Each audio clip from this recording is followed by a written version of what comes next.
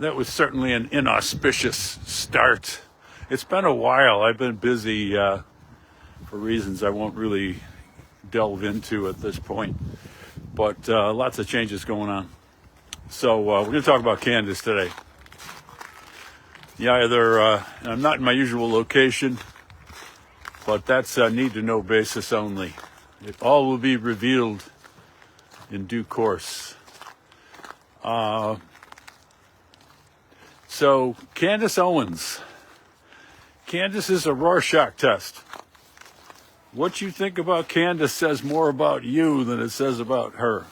That's my position. People tend to either love her or hate her, so I like her, and I'm going to explain why. And I'm totally unapologetic about it. I don't subscribe to everything she says or believes, but I think she's right about a lot of things, frankly. And you know what? She's right to ask questions. And if you don't think that it's appropriate in these days, these times, to ask a lot of questions about everything, and to ask a lot of questions about a lot of things, then you know what? That sounds like a you problem. That's a you problem. So, talk a little bit about how I got to know her. So, she came to Buffalo. I don't remember exactly when it was. You know how you lose track of time? I'd like to think it was about 2 years ago. It could have been 3. It doesn't matter.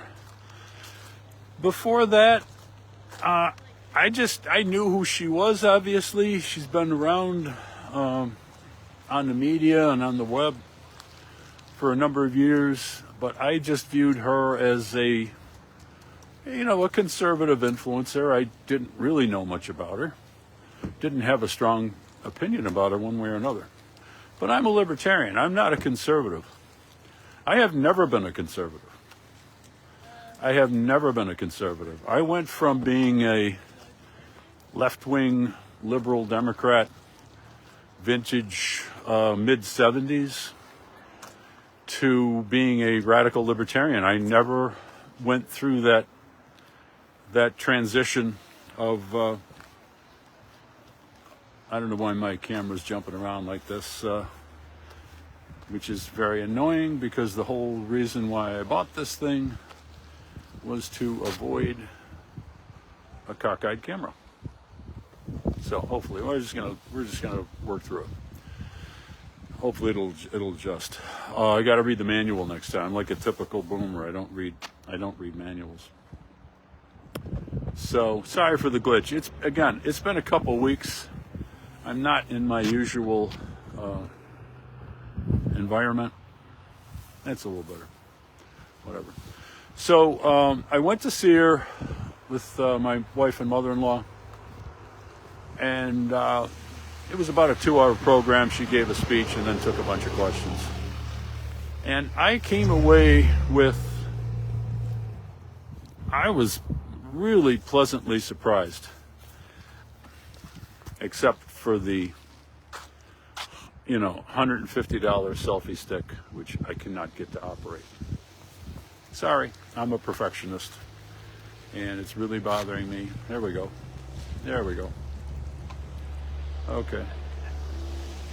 Okay, whatever. So, back to the content. So, it struck me how much of an implied libertarian she was. She spent a lot of time talking about what is wrong with American society, and she said almost nothing about, says slow connection, I'm right below a tower. She said almost nothing about the government fixing anything. And I, as a libertarian, I paid very close attention to that, and I was extremely impressed by that. She basically was talking about how people should improve themselves and improve American society. Whereas your typical conservative is often talking about, well, the government's going to do this and the government's going to do that. And, Trump is one of these sort of activist conservatives. We're going to have a Trump bank account for your babies. Like, what? Get the fuck out of here. Seriously. And, when it comes to the problem of crime, your typical conservative will be talking about sort of a right-wing socialism. We're going to get the police involved, and we're going to get the courts involved, and we're going to get the prisons involved. In other words, the government's going to come to our rescue. But the libertarian is always looking at the deeper cause. How can we really fix this? Why are we manufacturing criminals? Before we even get to the police station and the courts and the prisons, why are we manufacturing people who don't know how to function in the world except by using violence? And she struck me as a person who was looking for those root causes and not these simplistic sort of a right-wing progressivism approach of, how's the government going to magically fix our problems because I'm lazy and I don't want to delve into the actual reasons? That would be too much hard work. So I'm damned impressed with Candace Owens. And I become more impressed as time has gone on. So let's delve right into Charlie Kirk. There's again, American society is divided. Some people think she's a crazy conspiracy theorist, and some people think, hang on her every word and think everything she says is true. All of her insinuations are true. I'm really, I take a middle ground position. She has made a lot of claims that turned out to be true. She has made claims that haven't turned out to be true yet. And she hasn't really made that many statements that turned out that have been falsified so far. And it seems to me that the questions she's asking are perfectly reasonable questions.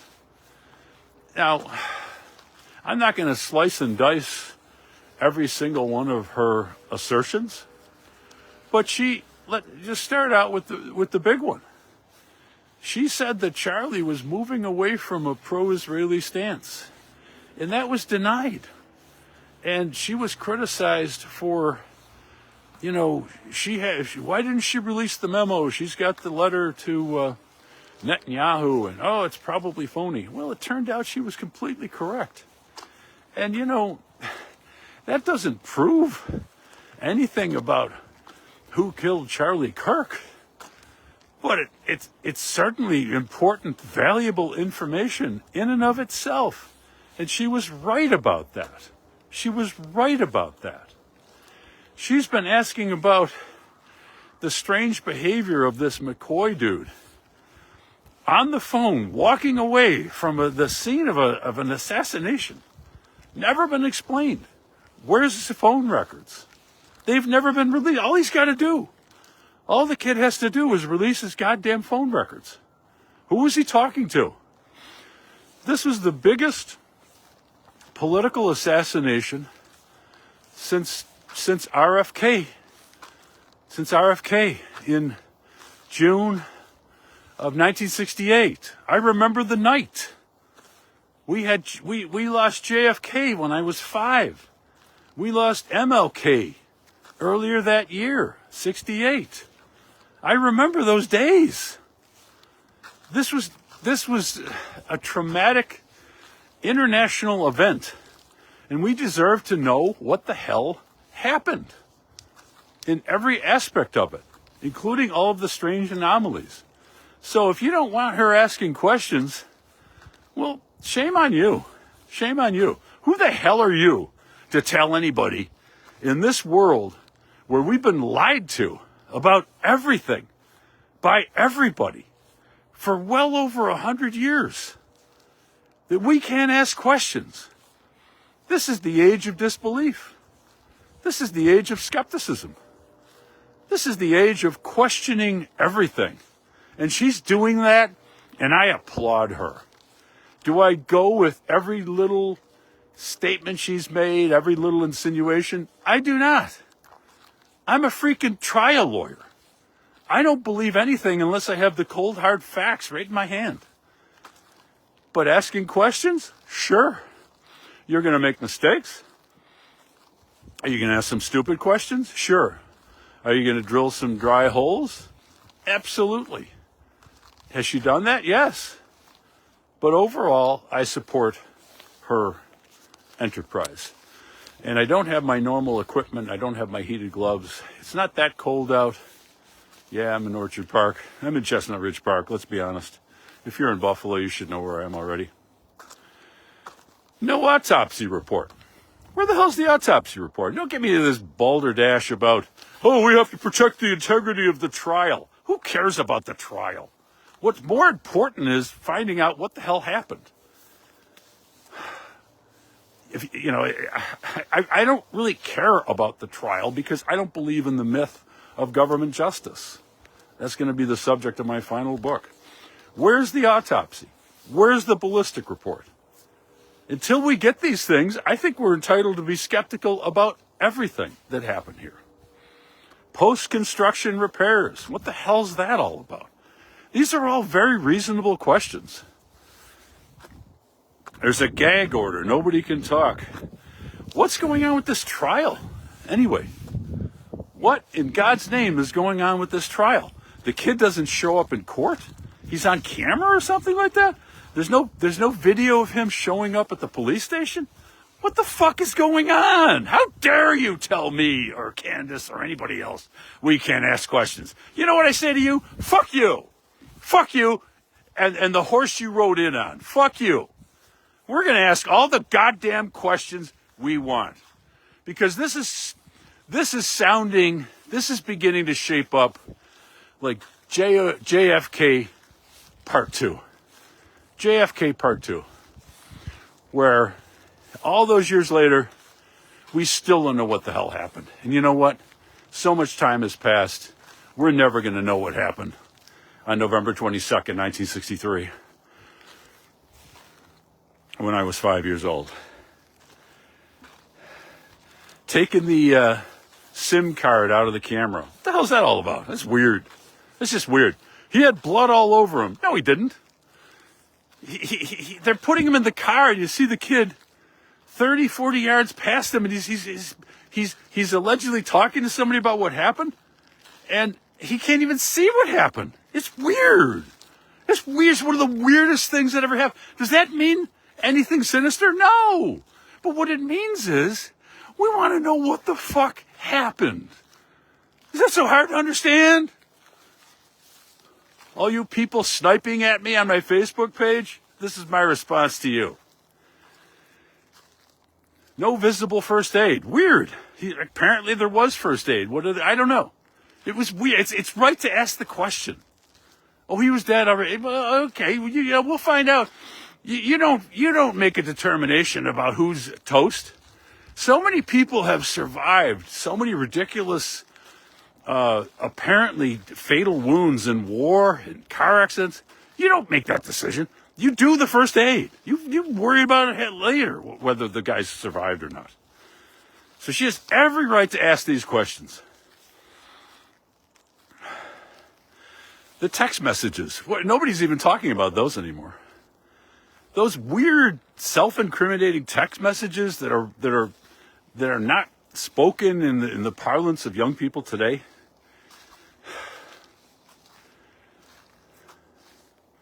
And I'm not going to be too much longer. I'm going to say this.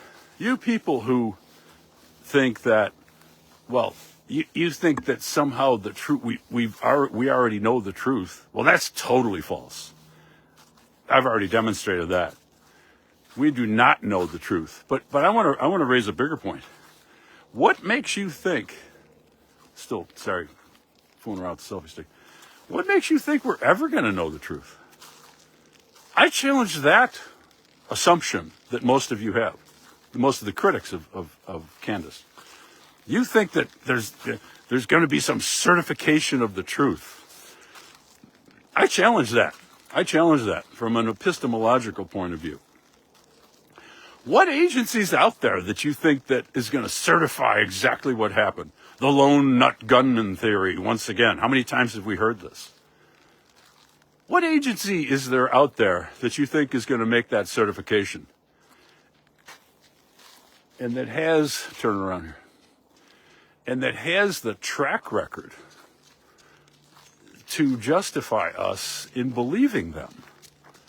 The federal government of the United States? The biggest pack of liars in human history, virtually?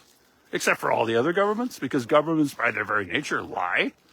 I won't explain why. I could explain why on another occasion. The state of Utah, which is another government. So this notion that you're criticizing Candace from this ridiculous point of view, which you've never proven that either already or in the near future or in the far future, the government's going to come along and prove Candace wrong. I challenge that. You don't have an institution out there, whether it's the government or the media, that has proven its credibility in matters of this nature, that we should believe them. Again, we have been lied to by everybody about everything for over 100 years. And that's why I applaud people like Candace Owens, who fearlessly ask questions in order to at least give us the remote possibility that we might determine the truth. So I say, good for Candace. Keep up the good work. We are not going to be deterred by the critics.